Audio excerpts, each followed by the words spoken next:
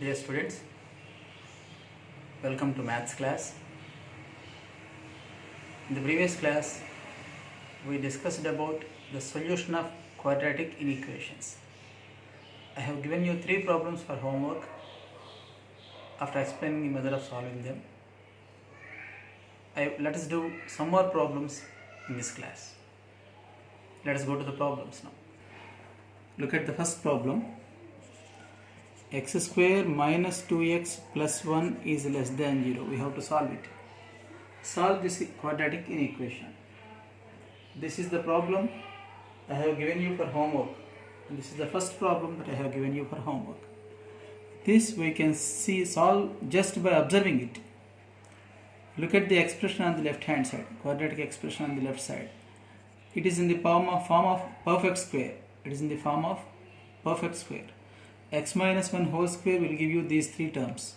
When it is expanded, you will get these 3 terms. It is less than 0. Less than 0 in the sense negative. This is negative. All this is negative. But we know that a perfect square is not at all negative. It is never negative. It is either 0 or positive. So, this is always false. Why is it false? Because a perfect square is never negative. But as per the equation, perfect square is less than 0 in the sense it is negative. It doesn't happen at all. It is not at all possible. So, there is no solution for this. There is no real value for x satisfying this. There is no real value for x satisfying this inequation. If you take x is equal to 0, 0 minus 1 is minus 1. Minus 1 whole square is 1. 1 is not less than 0 because 1 is positive. Every positive number is greater than 0 but not less than 0. So, x should not be 1. If you take x is minus 3 minus 1 whole square is minus 4 whole square 16. 16 is also not less than 0. So, for negative values also this becomes false. Naturally, for positive values of x it becomes positive. If x is 10, 10 minus 1 is 9, 9 square is 81, which is not less than 0. Therefore, this is not at all true. This never becomes true. So, there is no real solution satisfying this inequation. So, there is no solution in the set of real numbers. In the set of real numbers, there is no solution. So, there is no x belongs to R satisfying this inequation. Just by observing this, I have explained the solution. Now, the same problem can be solved by using theorems also. In the previous method which we used for solving the other sums.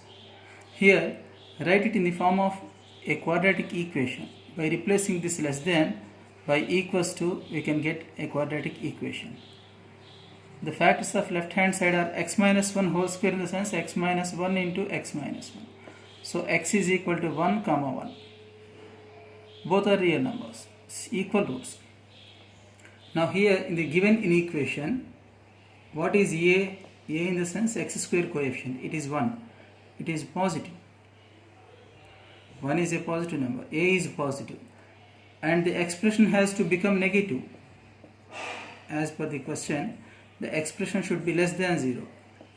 That means a and the expression have opposite signs.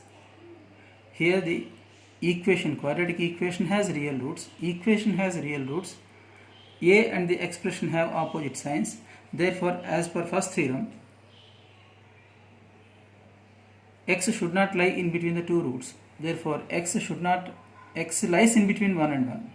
X lies in between the two roots. As per theorem 1, x lies in between 1 and 1. Therefore, as per theorem, x should lie between 1 and 1. Is there any real number lying in between 1 and 1? Can you tell me a real number which lies in between 1 and 1? There is no real number lying in between 1 and 1. Therefore, no solution. 1 less than x less than 1. That means x lies in between 1 and 1. This is not at all possible. No real number lies in between 1 and 1.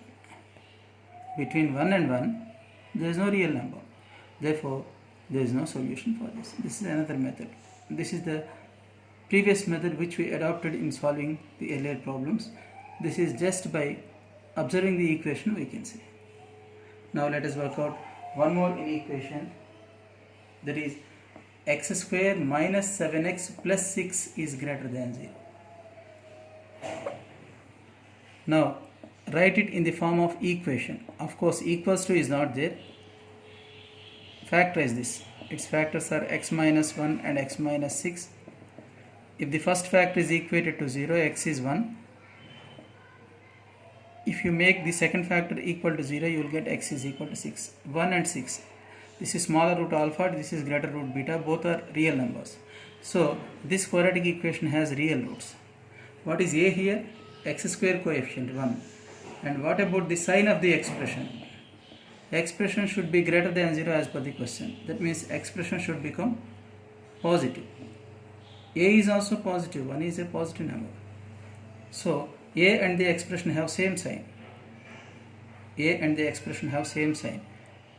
X has, that means this equation has, this quadratic equation has real roots.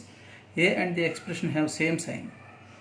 Therefore, as per first theorem is applicable when the quadratic equation has real roots.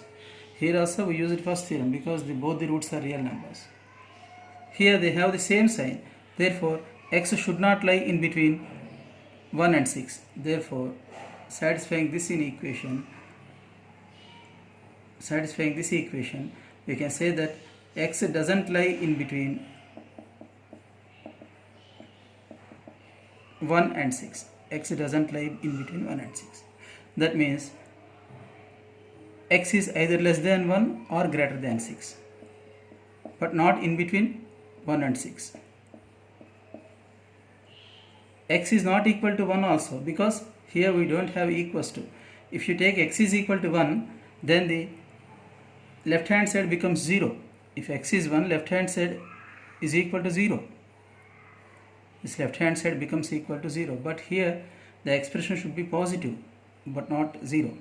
Therefore x should not be 1 and x should not be 6. That means the n values are excluded here. So x belongs to the open interval 1, 6.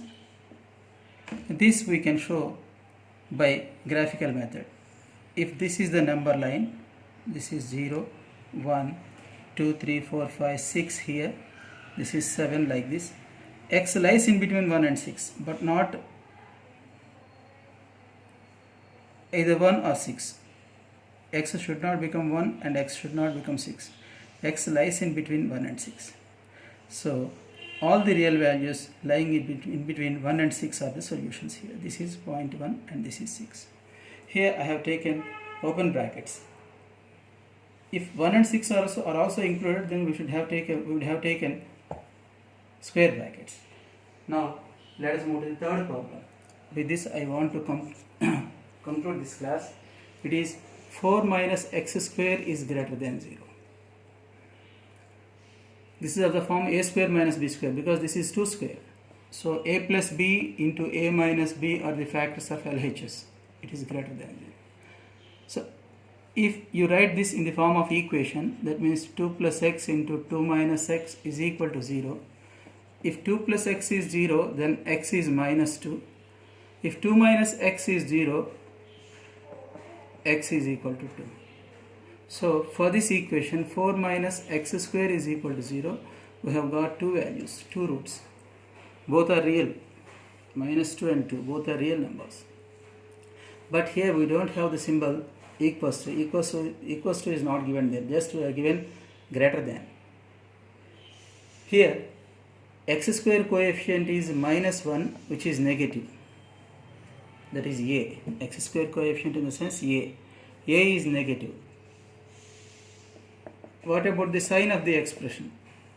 Expression should be positive. It should be greater than 0 as per the question. That means a and the expression have opposite signs. This is less than 0, this is greater than 0, this is negative, this is positive. So use the same theorem, first theorem, because both the roots are real numbers. When the quadratic equation has real roots, we use first theorem. When the quadratic equation has real roots and a and the expression have opposite signs, then x doesn't lie in between the two roots. They have opposite signs, no? So x lies in between the two roots. Therefore, x lies in between minus 2 and 2. Here equals to is not there, so x should not become minus 2 and it should not become 2. X should be neither minus 2 nor 2. X is neither minus 2 nor 2 because equals to is not there. If x is 2, it becomes equals to 0, but we are given that it should be greater than 0. So end values are excluded here. So x lies in between the interval minus 2 comma 2. X lies in between these two. This is the solution, open interval. So if the same is shown on the number line, this is origin. Towards the left of origin we have negative numbers, and towards right of origin we have positive numbers like this.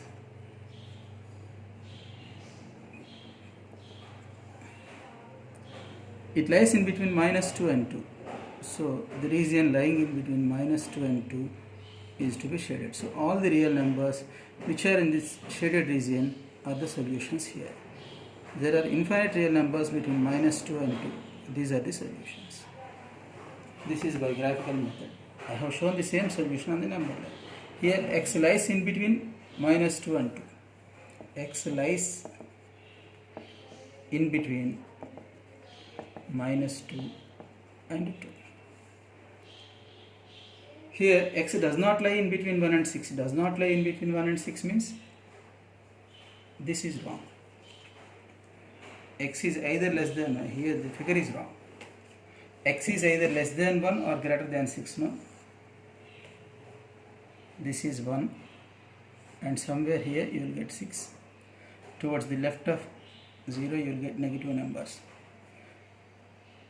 X is greater than 6. Greater than 6 in the sense 7, 8 like this. These are all the solutions here. This is the number line. These are all the solutions. All the real numbers in the shaded portion are greater than 6, and x should be less than 1. Less than 1 in the sense towards the left of 1.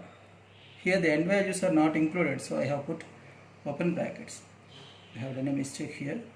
X should be less than 1.